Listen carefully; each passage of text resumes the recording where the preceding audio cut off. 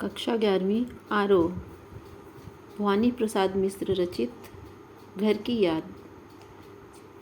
घर की याद ये जेल प्रवास रहते हैं, जेल में रहते हैं। भारत को स्वतंत्र कराने के लिए स्वतंत्रता आंदोलन में इन्होंने बढ़ चढ़कर हिस्सा लिया, तो इनको जेल हो जाती है, सज़ा मिलती है।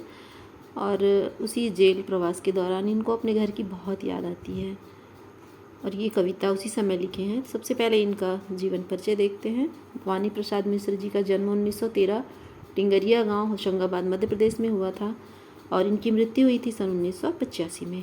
इनकी कुछ प्रमुख रचनाएं हैं: सतपुड़ा के जंगल, सन्नाटा, गीत फरोश, चकित है दुख, बुनी हुई रस्सी, खुशबू के शिलालेख, अनाम, तुम आते हो, इदम न मम।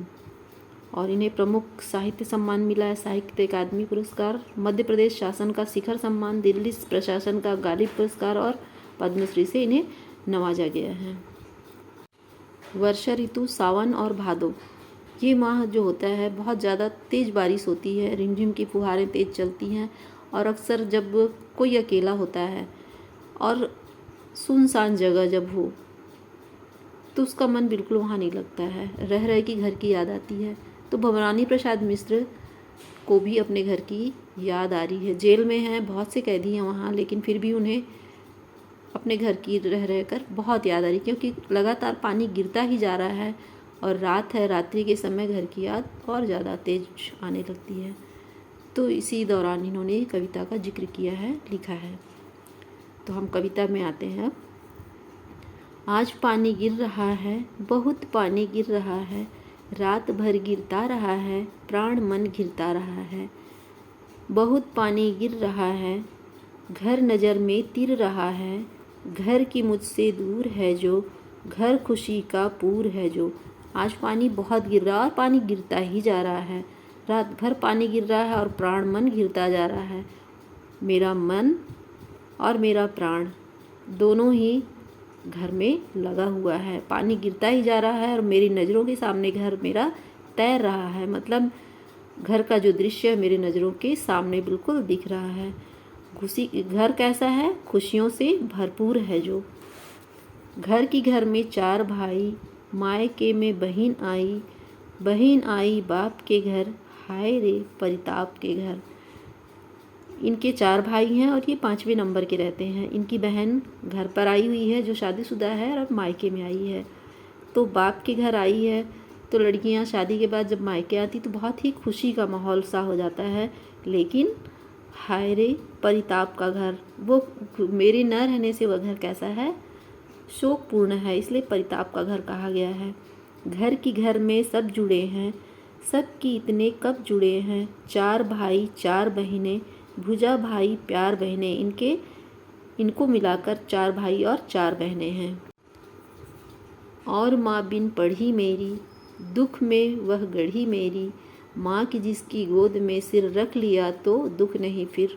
माँ किसी की भी हो, वह बहुत ही समझदार लगती हर किसी को। तो ये भी माँ समझदार है, जिसके गोद में सिर रखने के लिए बहुत ही बेताब हैं। और उनकी माँ पढ़ी लिखी नहीं है, लेकिन दुख इतने झेले हैं कि वह बहुत ही समझदार हो गई है। माँ की जिससे स्नेह धारा का यहाँ तक भी पसारा, उसे लिखना नहीं आता जो कि उसका पत्र पाता। अब इनकी माँ पढ़ी लिखी नहीं है, वो सोच रहे कि काश मेरी माँ पढ़ी लिखी होती तो मैं उसका लिखा हुआ पत्र पढ़ता, मेरे लिए वह पत्र भेजती। तो उसकी स्नेह की धारा यहाँ तक उनको खींच रहा है। उसको कहा गया है कि माँ के प्यार का पसारा है। पिताजी जिनको बुढ़ापा एक क्षण भी नहीं व्यापा, जो अभी भी दौड़ जाएं, जो अभी भी खिलखिलाएं, मौत के आगे न हिचके, शेर के आगे न बिचके, बोल में बादल गरजता, काम में झंझाला रसता। 8 बच्चों के पिता हैं इनके पिता, फिर भी उनके ऊपर ऐसा लगता है कि बुढ़ापा आया ही नहीं और वो इतनी फुर्ती से काम करते हैं, खिलखिलाते हैं, दौड़ भाग करते हैं। इनकी आवाज़ कैसी है? शेर की दहाड़ जैसे है, बादल जैसा गरजता है वैसे इनकी आवाज़ में दम है। और काम में बिल्कुल भी वह देरी नहीं करते हैं, बेझिझक हर काम को करते जाते हैं। तो तो बहुत ही याद कर रहे हैं अपने घर को, अपने माता पिता, अपने भाई बहन सभी को। आज गीता पाठ करके, दंड 260 करके, खूब मुकद्दर हिला लेकर, मूठ उनको मिला लेकर, जबकि नीचे आए होंगे, नैन जल से छाए होंगे, हाय पानी गिर रहा है, घर नज़र में तिर रहा है।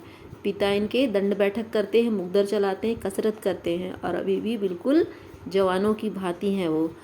और जब आए होंगे मुझसे मिलने तो वह कितने ही दुखी होंगे, नैन जल से छाए होंगे, उनके आँखों में आंसू भरा होगा, हाय पानी गिर रहा है और पानी गिरता ही जा रहा और इनके आँखों में घर का सारा दृश्य दिख रहा है। 4 भाई 4 बहनें, भुजा भाई प्यार बहनें, खेलते या खड़े होंगे, नज़र उनको पड़े होंगे। जब पिता मुझसे मिलके घर गए होंगे तो मेरे भाई बहन कुछ खेलते हुए, कुछ घर के बाहर, कुछ घर के अंदर, सब दिखे होंगे, लेकिन भवानी प्रसाद मिश्र उनको नहीं दिखते हैं। पिताजी जिनको बुढ़ापा एक क्षण भी नहीं व्यापा, रो पड़े होंगे बराबर 5वें का नाम लेकर। 5वें भवानी प्रसाद मिश्र सारे बच्चों को देखने के बाद जब इनको नहीं देखे होंगे, उनसे तो मिलके ही गए रहते हैं, लेकिन साथ में देखना अलग होता है, तो याद करके पिता मेरे रो पड़े। 5वां मैं हूँ अभागा, जिसे सोने पर सुहागा, पिताजी कहते रहे हैं, प्यार में बहते रहे हैं। 5वां मेरा बेटा सोने पर सुहागा है, उनके बेटे सोने तो ये सोने पर सुहागा, तो बहुत प्यार से इन्हें मेरा सुहागा बेटा कहते थे। आज उनके स्वर्ण बेटे लगे होंगे उन्हें हेटे, क्योंकि मैं उन पर सुहागा बंधा बैठा हूँ अभागा। आज जैसे अपने बच्चों को हम प्यार से बोलते हैं सोना, मेरा राजा बेटा, सोना बेटा, तो इनके लिए भी इनके बेटे स्वर्ण बेटे उन्हें कहा गया है। और इन पर सोने पर सुहागा 5वां बेटा, जिसे बहुत प्यार करते थे। बंधा बैठा हूँ अभागा, जेल में है तो एक बंदिश में है, बंधे बैठे हैं। यहाँ कह रहे हैं कि मेरे पिता कितना याद करते होंगे और कितना रोते होंगे। और माँ ने कहा होगा दुख कितना बड़ा होगा, आँख में किस लिए पानी, वहाँ अच्छा है भवानी। अब इनकी माता जब ये घर आते हैं जेल से तो हालचाल पूछती कि मेरा बेटा वहाँ कैसा है, तो आँख में आंसू लिए फिर भी कहते कि वहाँ बहुत अच्छा है। वह तुम्हारा मन समझकर और अपनापन समझकर गया है, सो ठीक ही है, यह तुम्हारी लीक ही है। मन को मारकर, आँखों में आंसू लेकर फिर भी कह रहे हैं कि ठीक है। 5 पाँव जो पीछे हटाता, कोख को मेरी लजाता, इस तरह हो न कच्चे, रो पड़ेंगे और बच्चे। अब उनकी माँ उनके पिता को समझा रही है कि देशभक्ति के लिए, देश को आज़ाद कराने के लिए गया है, कौन सा किसी गलत काम में गया है। अगर वह इस देश प्रेम से पीछे हट जाता तो मेरी कोख को लज्जा आती। तो इस तरह से कच्चे मत हो, मन को अपने कच्चा मत करो, नहीं तो हमारे और बच्चे भी आपके साथ रो पड़ेंगे।